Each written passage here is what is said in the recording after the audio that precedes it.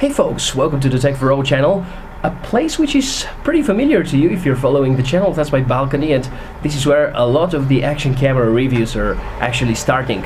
Now, today we have a very simple task to help you find out which is the most suitable action camera for you if you're looking to buy a new one. And for that purpose, we're comparing the SJCAM SJ7 Star, the ThiEye T5e, and the FireFly 8S. Three action cameras which have very similar hardware specifications, and we really want to find about their differences and which one has edge over the others. So we will be exploring different features and different components like firmware, like availability of features, like performance of gyroscope, battery life if you want, application support, the build quality, pretty much everything you can think of. There's a lot of work to be done, so let's get started.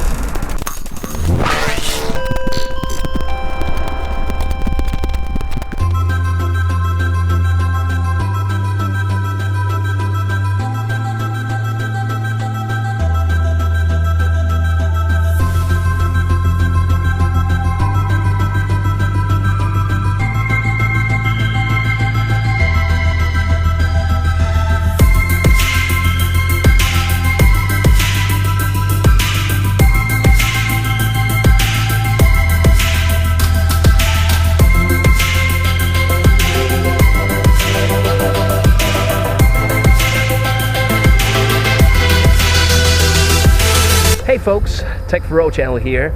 That probably is going to be a review taking a little longer than the usual YouTube video length, but I think it would be fair to really compare those cameras in depth.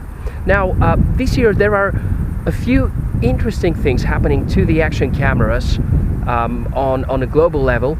The first thing is that we tend to notice the forming of the so-called flagship models, and very clearly we can see that they use the Sony IMX117 sensor, which is considered to be the best for an action camera, and the vendors that really want to produce quality work, they tend to use umbrella chipsets. Probably because Novatech do not have any good successor of the 96-660, most of the vendors are now utilizing the umbrella A12 for their top models, with having the Xiaomi, which we are not reviewing over here, using the A9. Some people claim that the A9 has slightly better image processing functionality than the A12, but these are claims that nobody can currently confirm, and we mostly rely on the footage which is available in YouTube. A few aspects I want to have a look at for these cameras as a starter. We'll compare the gyro stabilization and the overall performance and cover redistribution of these cameras. Okay, so far each of the cameras are facing the direction of the sunlight, and by the way, looking into the three models, I clearly now see a difference, and I would say this is a place where the FireFly fails. Both the ThiEye and the SJ7 Star have a very nice LED illumination showing and indicating that actually the recording is going on. With the FireFly, you still have an LED, but probably you would be able to see the LED in room light condition, because right now I can't distinguish anything. So probably the first test where the FireFly really drops. Now let's see the gyros.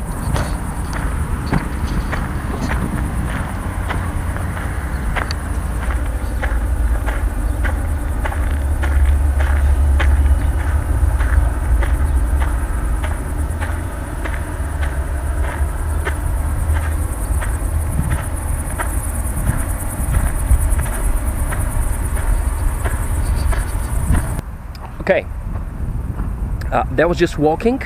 In a few moments we'll check what's going on with the stairs. Now I'm going to turn these cameras around, and I would like you to very carefully pay attention to what happens when the sunlight goes inside the lens of these cameras. So just pay attention to how the picture is changing. You see that?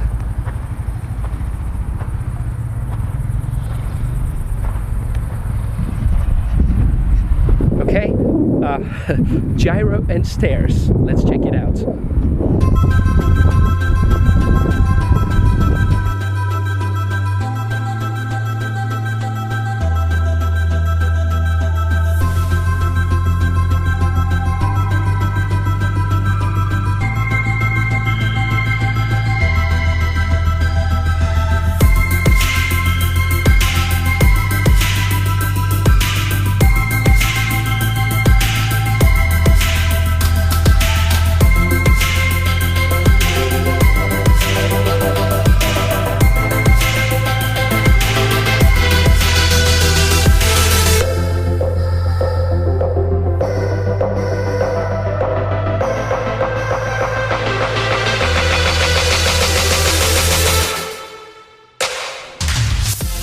I've just narrowed down the field of view of the SJ7 Star and the FireFly 8S.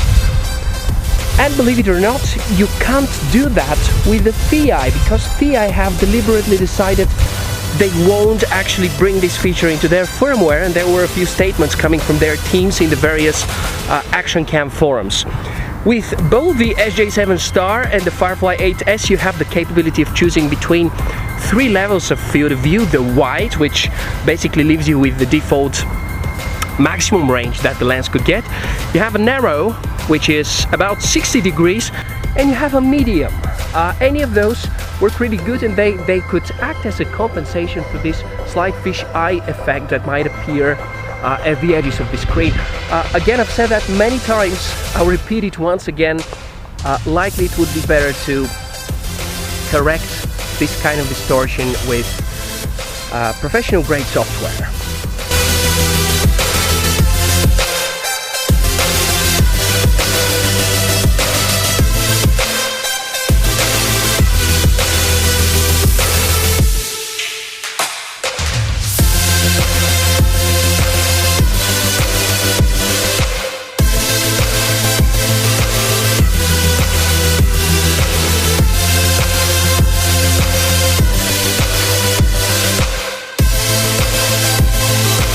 Okay, I've got to admit that while I'm doing this video, there are a few things that really surprise me.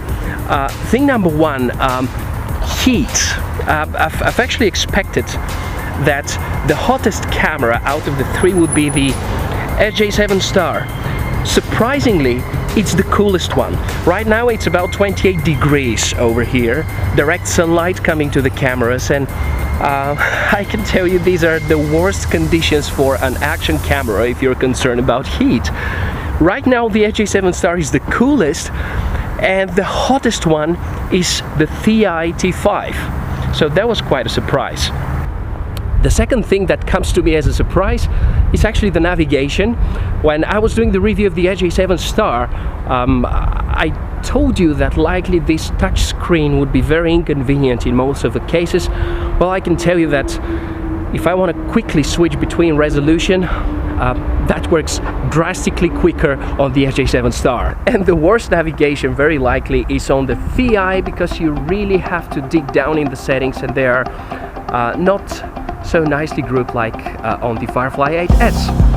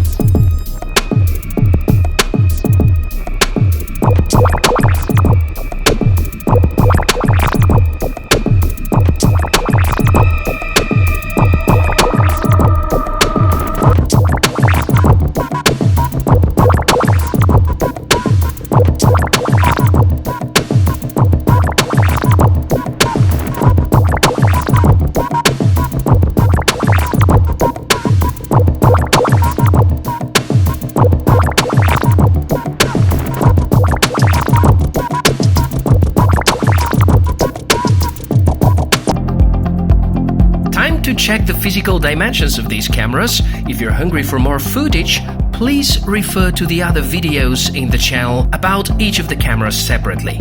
As already discussed, the SJ7 Star build quality is far beyond what the ThiEye and the FireFly 8S are offering, and that is of course expected, primarily related to the price. It is the only camera that utilizes aluminum for building its outer body. In terms of weight, the ThiEye and the SJ7 Star are very close, with the FireFly almost 8 grams less than them. I'm mentioning this because I'm pretty sure that most of you would be using a lot these cameras for aerial photography.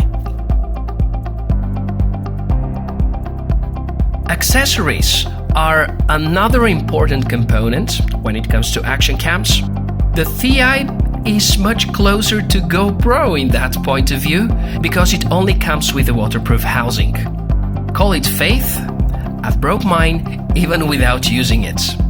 Both the SJ7 Star and the 8S are rich on accessories. After that much information, I feel there is the need to make a short summary. Feature-wise, all cameras are almost identical. The nice play button and the selfie mirror make the FireFly unique, and the SJ7 Star comes with a touchscreen, which is the best out of all three. Firmware support is a bit vague on the T5e, or that might mean that their firmware is as good as it can be. I doubt this is the case, because I experienced a bug. After a few restarts of the ThiEye, the date goes back to the 1st of January. That's not a deal breaker though. The SJCAM model also wins when it comes to build quality. The lowest rating here I'd give to the FireFly Q8 feels cheaper than its competitors. If we talk microphones, I like better the ThiEye and the SJ7 Star. The FireFly has lower level of recording and some weird noise. The FireFly and SJCAMs are the battery champions, coming with 1200 mAh versus the 1050 of the T5e. Picture and image stabilization, well, I'll let you decide for yourself. That's probably the most subjective topic. At the end, if price doesn't matter, I believe the SJ7 Star clearly wins, although it is closely followed by its both competitors, the T5e and the FireFly 8S. If you carefully explore prior to buying, you will be happy with each one of these three cameras. And finally, this is where we put an end of this big comparison. Thank you for watching this video, and see you in the next one.